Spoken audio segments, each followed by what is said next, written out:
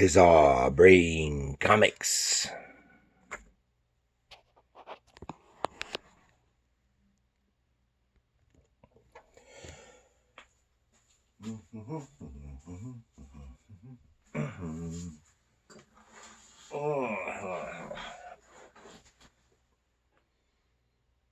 Hello, Gary here for Bizarre Brain Comics.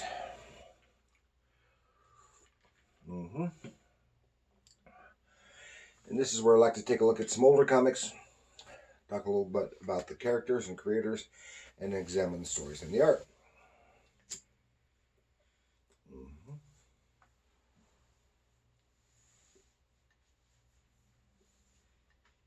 And what I want to look at today is this little book right here. Judge Dredd's Crime File. This is number 2 of a 6-issue mega series from Eagle Comics, 1985. So most of you have probably at least heard of Judge Dredd, even if you've never read any of it.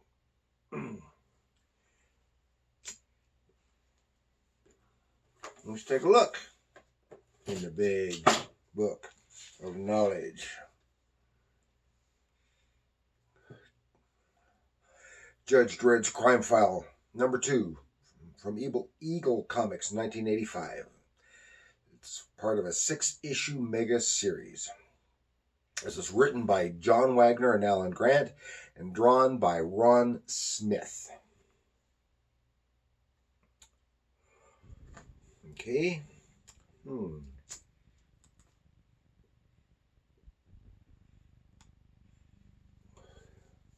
And Judge Dredd is the fictional character created by John Wagner and artist Carlos Esquera. I think that's how you pronounce it, more or less. And he first appeared in the second issue of 2000 AD from 1977, which is a British weekly anthology comic book. And Judge Dredd is the longest running character in the magazine.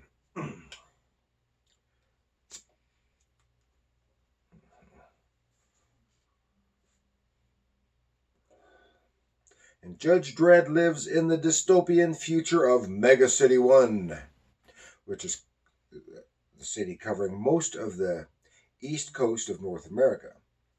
And he is a street judge, a combination law enforcement officer and judicial officer. And the judges are empowered to summarily arrest, convict, sentence, and if deemed appropriate, execute criminals. And Judge Dredd is reputed to be one of the best satires of American and British culture and is uncannily able to predict future events such as mass surveillance and the rise of populist leaders and authoritarianism. In the 1995 film, Sylvester Stallone played Judge Dredd, and in the 2012 film Dredd, he was played by Carl Urban.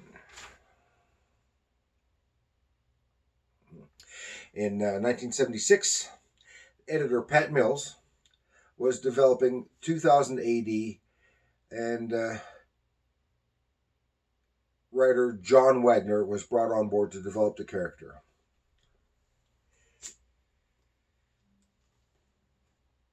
There's more, but we'll get into that in a bit, as we are about to take a trip into the dystopian future of Judge Dredd and Mega City 1. And here you can see a better look at that cover. This beautifully drawn cover by Brian Boland. Nice and beautiful artwork. And as I said, this is a 6-issue miniseries from Eagle Comics, which is a British publisher. And from what I understand, this was a miniseries that specifically for the foreign market, U.S., Canada, Australia, and New Zealand. And it reprints stories from 2000 AD. This particular issue contains 4 stories. Because it was a weekly, each episode is very short and sweet and to the point, unless it happens to be a continuation. But here they're not continued. I also have a big book of reprinting Judge Dredd stories. Some of them are continued, and some of them are self-contained episodes. Nicely drawn. There's a nice introduction to Judge Dredd of the comics. I kind of like in between. Sometimes the shorter stories are too short, since you don't get much into character. But I don't like stories that just drag on and on and on and on, like they're getting to be in American comic books. Had they had just 2 or 1 story per issue for a comic book this size, it would probably be fine. As I was saying, writer John Wagner was brought on board to develop characters for 2000 AD. Wagner had previously written a tough cop character called One-Eyed Jack, and he suggested taking that type of character to an extreme for the 2000 AD title. And editor Pat Mills, he had developed and abandoned a horror title called Judge Dredd. That was spelled Dread, but thought the name with a spelling change would work well for this tough cop character. And that's what we see here, Judge Dredd. Spanish artist Carlos Esquerra was brought in to visualize the character. At Wagner's suggestion, his appearance was based on a photo of David Carradine as he appeared in the film Death Race 2000 from the mid-70s, clad in black leather, a helmet, and on a motorcycle. And Esquerra took it and fleshed out his appearance to the Dredd that we know today. And Judge Dredd has since had his own magazine and a newspaper strip which ran from 1981 to 1998. So now let's take a look inside. Like I said, this has 4 stories, but they're all by the same writers and artists. But I am just going to cover the one. This is the one I want to look at here. The Blitz Agencies. It has crime file. It says Blitz, Wipeout, Hit, Big Whack. There are 1,000 words for it. Contract murder amid the claustrophobic pressures of megacity life, where one citizen's frustrations often lead to another's death. There is a steady demand for this service. It is provided by the Blitz Agencies. And here, just take a look. Pretty good establishing shot, seeing just a massive, massive skyscraper building. And here you also get a good view of how claustrophobic the crowded and claustrophobic the city looks. And we get a good view of the nice drawing style and technique of the artist Ron Smith. Now, because this is only like 6 or 8 pages long, everything has to be kind of compressed, because it's a complete story in just this one segment. So here we see these characters describing how horrible their life is here living in Mega City 1. The place that they live in is very hellish, to them anyway, and they're on the verge of committing suicide, but they just can't do it themselves. So because they hate their jobs, they don't get paid enough to barely eke by and stuff. Yet somehow they managed to save enough money to hire a hitman, or a Blitz agency. And here's the representative from the Blitz agency. And here it's saying, okay, you realize, okay, we're going to take your money. They're going to put a hit on you. Don't make it quick, not too painful, not painful. So it'll be a complete surprise. And then the guy says, but you realize once we take this contract, there's no backing out. We will have no contact again. You can't contact us, and there's no way of canceling this contract. Okay. Then right after that, things start looking up for this couple. Oh, they're getting better jobs, getting approved to move to a better location, and all things are looking up. And just as I get the good news, darling, suddenly life seems worth living again. Then, blam!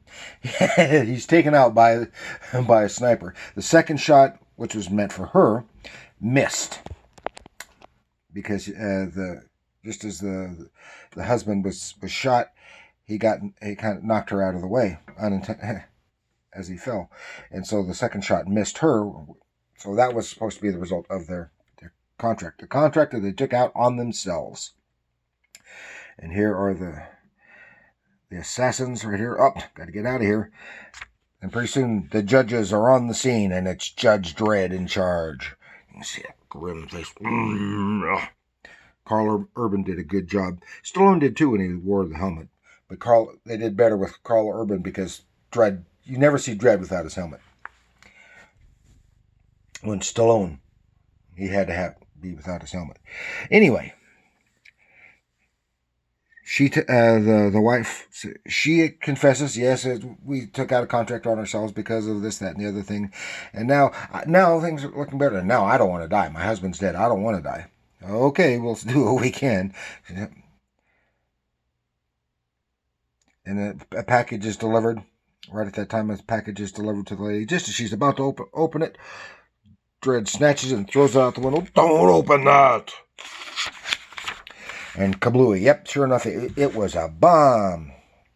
And Dredd takes off after the delivery person and says, "When was the last time you ever saw a package being delivered by a person? That's robot work." He chases the guy. He pulls the gun, trying to get away, and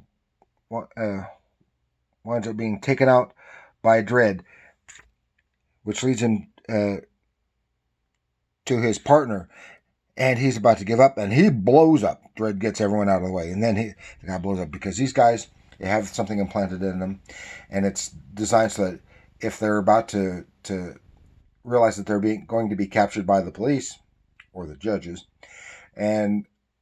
or surrender, give up, anything like that, they automatically blow up, and Dredd knows that, and saves all the people and all the bystanders. Then he's back to the lady, and now he's arresting her, sentencing her to 15 years. Says, "There's nothing we can do now. There's nothing to go on. There's nothing we can do to get to the Blitz agency to ensure that the contract can't be fulfilled. But you're going to jail for 15 years for taking out this contract and resulting in the death of your husband." She says, "Gladly, I'll take 15 years over instant death anytime." And off she goes. And that's the end of the story. So you can see these stories, while quite violent, Judge Dredd was known for being quite violent, just as it was in the movies too. And it's kind of over the top on the violence. And the violence is, while in the case of the story, it's very extreme and violent, it is intended to be a kind of satiric in nature. Everything, the law, everything is satire. So it is a satire on modern culture in a way. And it is enjoyable, as you see. It's a very short and sweet, compressed story. Very well drawn. I think they're well written, considering the constraints of having to do it all in one short segment like that, and get produced in a week's time. Now, if if it were on a weekly, a monthly schedule, they could probably do some better and longer form stories, and with more character development. But over time, Dredd's character does develop somewhat. But he is very two dimensional, cartoonish. You find out a little bit more of him. His name is Joseph Dredd, and his background of being genetically engineered, and his genetically engineered brother Rico, who went bad. As if you saw the Stallone movie, that was based on that storyline. So that's all I've got for Judge Dredd. If you've never read Dredd before, I haven't read a whole lot. But if you've never read Dredd before, this could be a good introduction to him besides the movies. And please like, share, and subscribe. Leave a comment. And remember,